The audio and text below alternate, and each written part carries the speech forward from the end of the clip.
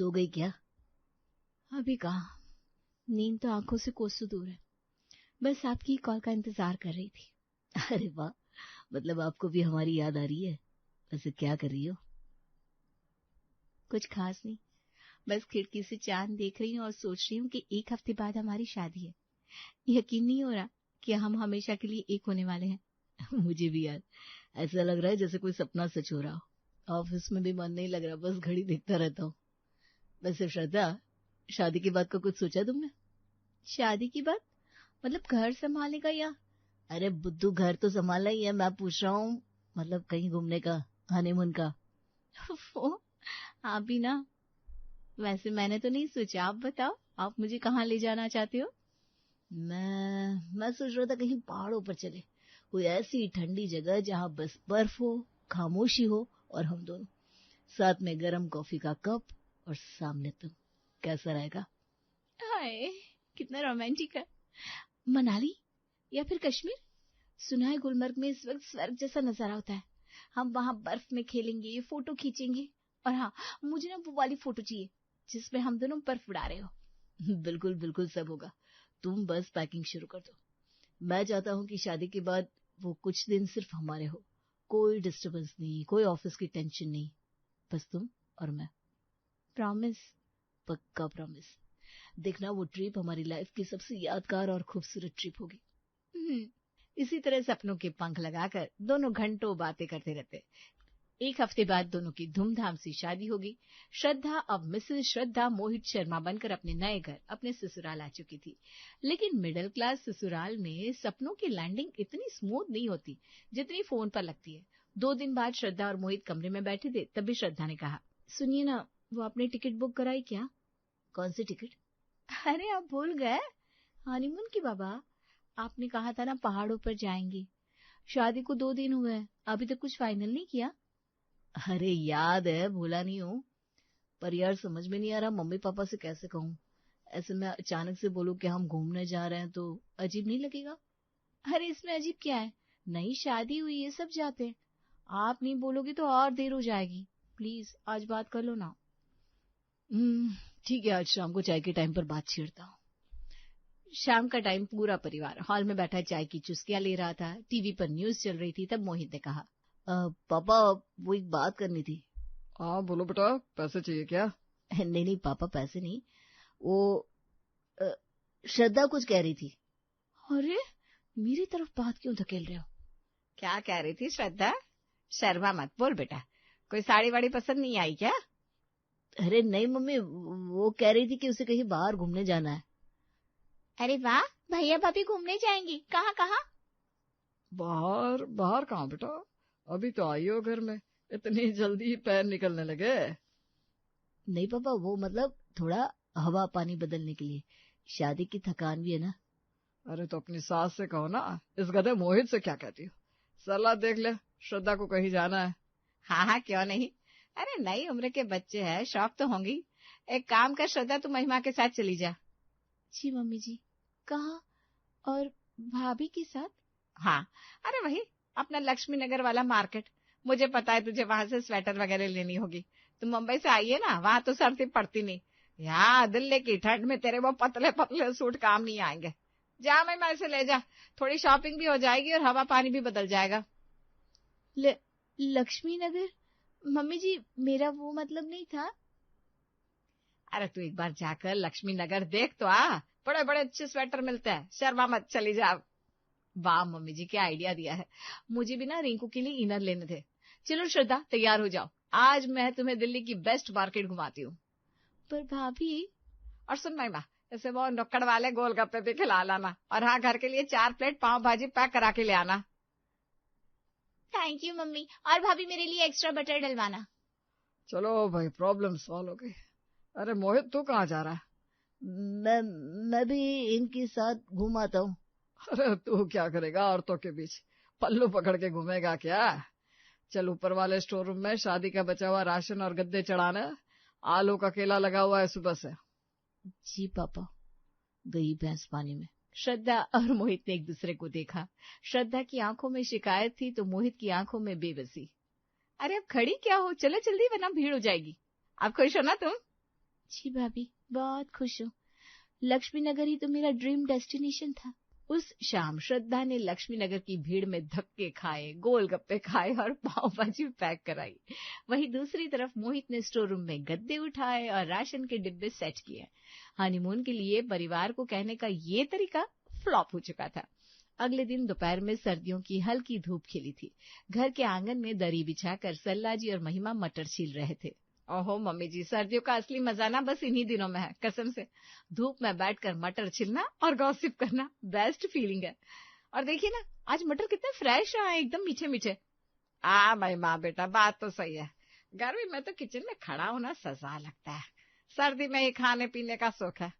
सुन, आज ना इन मटर की कचौड़ियां बना लेते हैं। आलू मटर की सब्जी तो रोज बनती है, आज कुछ चटपटा हो जाए।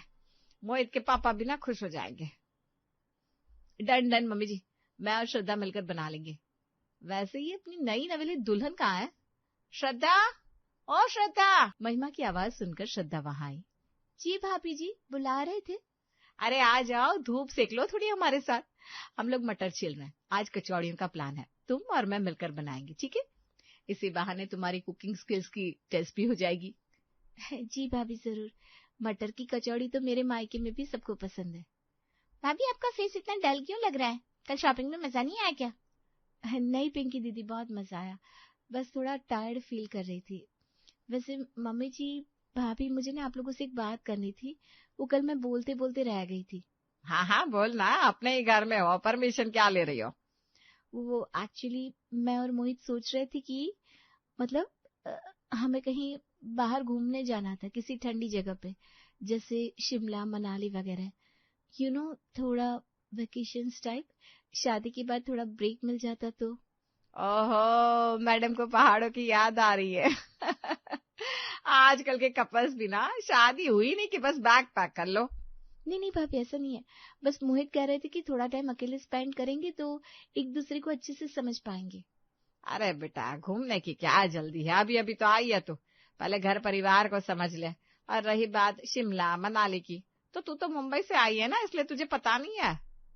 क्या पता नहीं मम्मी जी? अरे यही कि दिल्ली की सर्दी का अपना ही स्वैग है।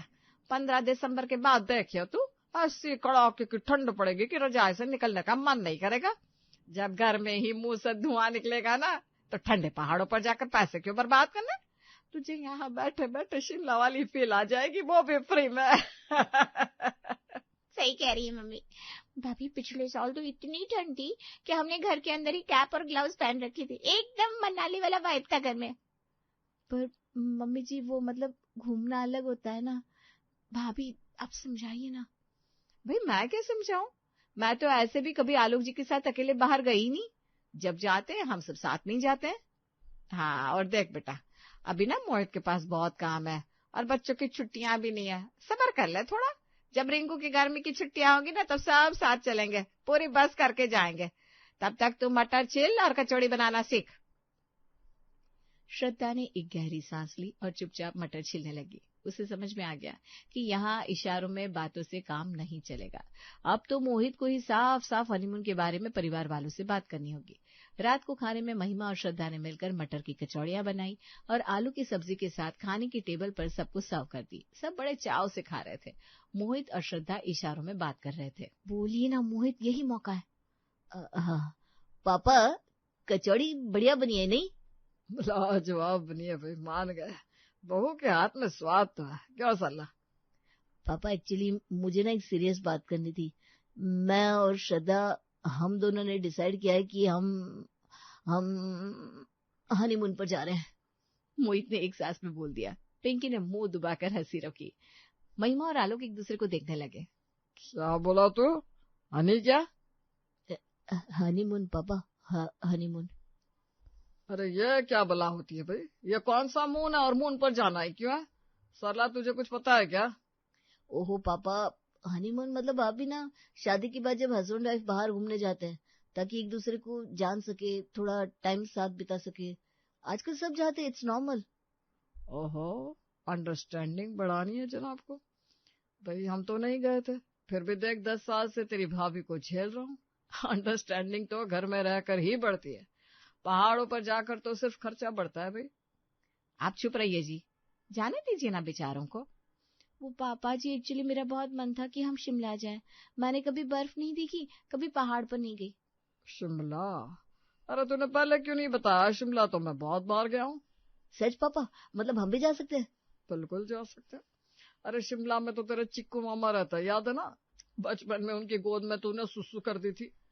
पापा प्लीज, आप भी क्या बचपन की बात लेकर बैठ गए? अरे शर्माता क्यों है? सलाह सुन रही है, बच्चे शिमला जाना चाहते हैं। मैं तो कहता हूँ बहुत दिन हो गए तू भी अपने भाई से नहीं मिली। एक काम करते हैं, फुल फैमिली ट्रिप प्लान करते हैं, बड़ा मजा आएगा। क्या? हाँ भाई, तुम्हें सिर्फ इस गधे के साथ नहीं घूमना पड़ेगा, हम सब साथ चलेंगे। और पता है तेरे चीकू मम्मा का घर बहुत बड़ा है, होटल के पैसे बच जाएंगे और वहाँ खाना भी घर का मिलेगा। मम्मी जी के हाथ के राजमा चावल, आहा मजा आ जाएगा। अरे वाह, ये तो आपने मेरे मुंह की बात छीन ली। मैं कल ही चीकू को फोन करती हूँ। पिंकी बेटा, तू भी अपनी छुट्टियां ले ले, रिंकू को भी ले चलेंगे। पर पापा वो हनीमून, मतलब हम दोनों।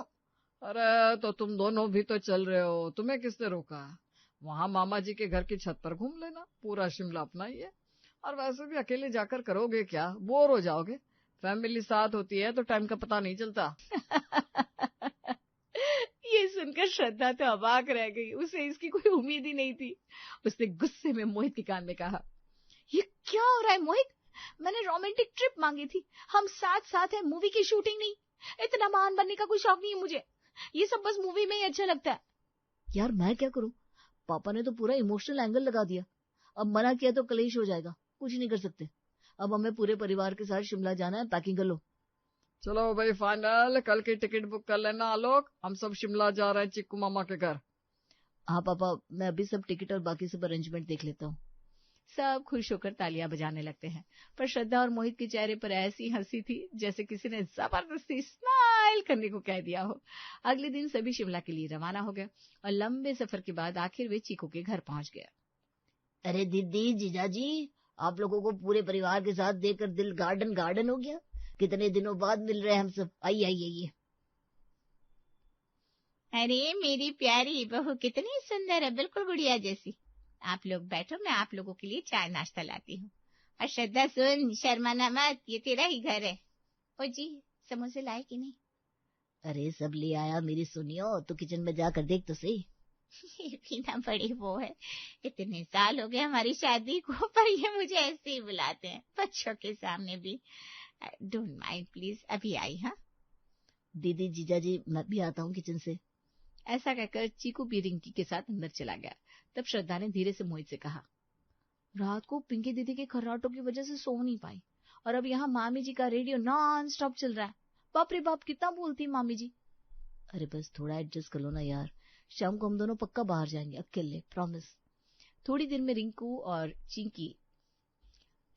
रिंकी और चीकू चाय नाश्ता लेकर आ गए। अब सब साथ में बैठकर चाय नाश्ता खाने लगे और साथ में गपशप होने लगी। और जी अब बताइए, रात के खाने में क्या बना दूं? आप सब क्या खाएंगे? अरे भाभी जी, आपके हाथ तो राजमा चावल बहुत अच्छे लगते हैं, आज तो राजमा चावल ही बना लीजिए। और मामी जी आप अकेले क्यों बनाएंगे? महिमा और श्रद्धा है ना, आपकी हेल्प कर देंगी। हाय रिंकी भाभी, क्या बताऊं, कितना अच्छा लग रहा है यहाँ आकर। भला हो श्रद्धा और मोहित का, अगर इन्होंने जिद ना की होती तो हम शायद अभी तो आते ही नहीं। थैंक यू श्रद्धा बेटा, तुम्हारी वजह से आज मैं कितने दिनों बाद अपनी दीदी से मिल पाया। और हाँ, तुम्हारी शादी में नहीं आ पाया, उसके लिए सॉरी। अरे शादी में नहीं जा पाए इसीलिए तो ये श्रद्धा और मोहित सबको यहाँ लेकर आ गए हैं। कितने प्यारे बच्चे हैं, नजर ना लगे। शादी के बाद सीधे हमारे यहाँ आ गए। कांग्रेचुलेशंस श्रद्धा, ये है तुम्हारा सो कॉल्ड हनीमून। और अब मुझे घर के काम करने में, परिवार से मिलने में कोई परेशानी नहीं, मुझे भी अच्छा लगता है। पर शादी को दिन ही कितने हुए हैं, हमें थोड़ा प्राइवेट टाइम तो दे देते, क्या बिगड़ जाता है इनका। अब सबने मिलकर खाना बनाया, फिर सब साथ में बैठकर खाना खाते हैं और फिर आराम करने चले गए। अगले दिन शाम को श्रद्धा और मोहित ने मार्केट जाने का प्लान बनाया। दोनों तैयार होकर कमरे से निकले ही थे कि सरला ने कहा, अरे कहाँ चल रही है दोनों सच धज के? वो मम्मी, हम जरा मॉल रोड तक जा रहे हैं, थोड़ा घुमाएंगे।